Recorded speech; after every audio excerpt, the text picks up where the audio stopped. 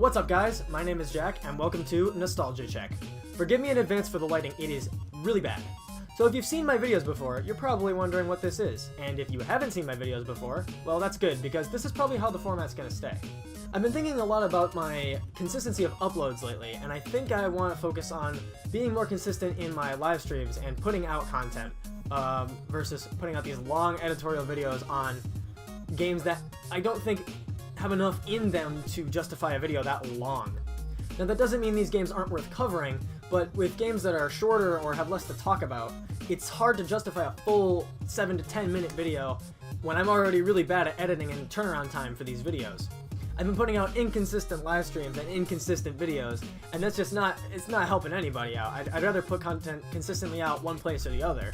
That being said, I don't want to stop making these videos, and I want to talk about each game, but I need to be able to do some shorter videos to keep the content flowing consistently. So what'll probably happen is for these games that have less to talk about, I'll do a nostalgia check, which will basically follow the same format, but instead will, be a shorter, more casual kind of video like this. It'll, still follow the same format. I'll talk about things I like, things I dislike, etc.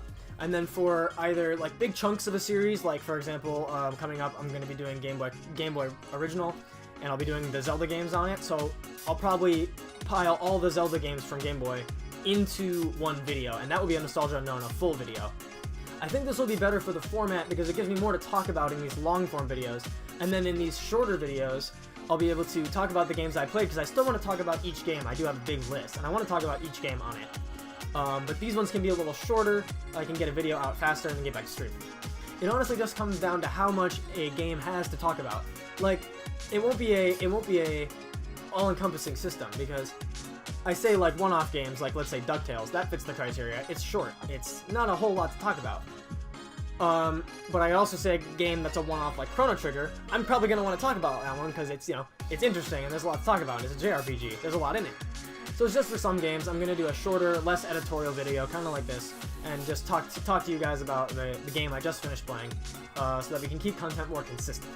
So I think that's about it for the channel update part here. I'm going to jump into Megaman 3 here. Yeah, so the reason I'm doing a video kind of like this for Mega Man 3 is just that there's not a lot to talk about versus Mega Man 2. I mean, if you played Mega Man 2, you've played Mega Man 3. Like, control-wise, it's pretty much the same. Format-wise, it's pretty much the same, just with different Robot Masters, and there's still an end castle. There is level revisits, so that's a little different, but mostly the same game, with the exception of the slide, which is, like, you slide on the ground. You can use it to get under, underneath barriers, or, like, dodge bullets if you're good enough, although a lot of times when I just dodged into the projectile. I mean, of course there's things to like. I mean, the music is still amazing, as usual. The weapons were fun to use. Gemini Man's was fun to use. I like the laser that bounces off the walls. The magnet missile's really cool. The Shadow Man's powers, oh god, what are they? Throwing stars. Those are awesome. It's very similar to Mega Man 2, though. And there's not a whole lot more to talk about. Although, man, this game I did not like as much as Mega Man 2. Before I get into the gripes I have with the actual game, I need to talk about how much this game lags. Because, man, it lags a lot. You'd think after Mega Man 2, when they know the hardware limitations, they'd be able to either prevent it on purpose or at least, avoid it. But it is worse in this game than it is in Mega Man 2, and it is prevalent in Mega Man 2. Like, so often there will be just tons of sprite flickering, or, there's so much happening on the screen that the game slows down. And it makes it really hard to do accurate inputs. It's just not great. It's really hard. Like, there were so many missed inputs or damage I took just because I couldn't move or jump or whatever. And it doesn't feel as crisp. And I mean, it's still the lag still happens in Mega Man 2, but it's not as bad. Yeah, it's a shame that Mega Man 3 was so much more unforgiving than Mega Man 2, because I thought Mega Man 2 hit that balance really good of hard but fair. But in this game, in Mega Man 3, it's like enemies placed in unforgiving spots, like on ladders when you're climbing up the ladder. They'll position enemies over pits that instantly kill you, and then they'll knock you into the pits over and over again, and it's just horribly frustrating. And I never really had that in Mega Man 2. It was hard, but I was like, okay, I probably know how to do this. I don't know, I just didn't really like it as much as Mega Man 2. I thought Mega Man 2 was far better. Not that this was a bad game, I just didn't like it as much. The other thing I hate, and they had one of these in Mega Man 2, although there was a few more in Mega Man 3, are required power-up sections. Because in theory, it's a good idea. They want you to use a certain power-up at a certain section of the game. But the way this game works, power-ups only spawn on the stage. They only spawn one time per continue.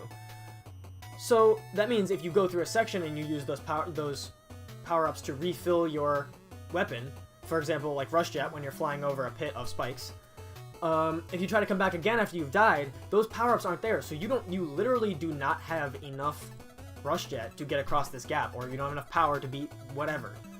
Mega Man 2 had this problem, I think it was the second to last level of Wily's Castle, where you need Crash, and I talked about it in my video. There's more of those now, except most of them are, like, traversal-based.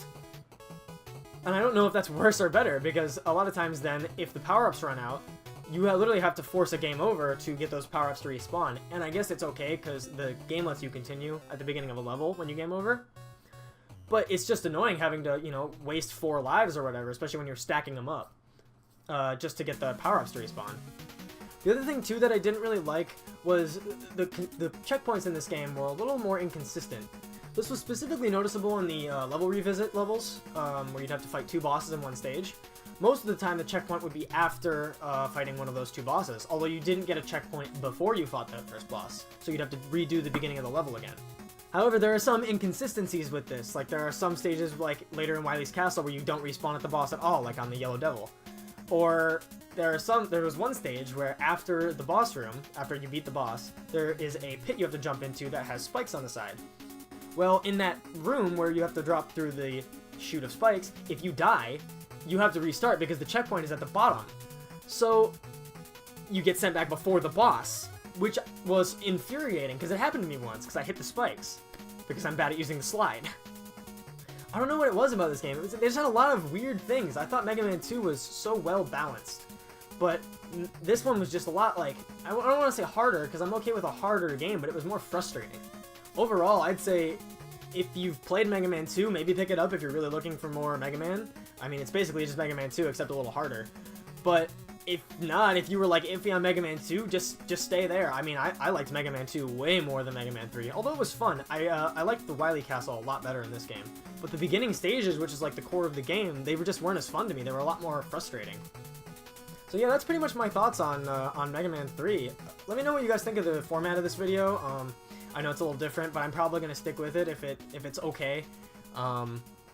I think being able to put videos out a little more consistently, I think will be better. And that gives me a chance to stream more consistently, so I can keep content coming out, consistently, rather than stream 2 days, gone for 4 days, put a video up, gone for another 2 days, stream for 2 days, and then it's an endless cycle. So yeah, let me know what you think in the comments.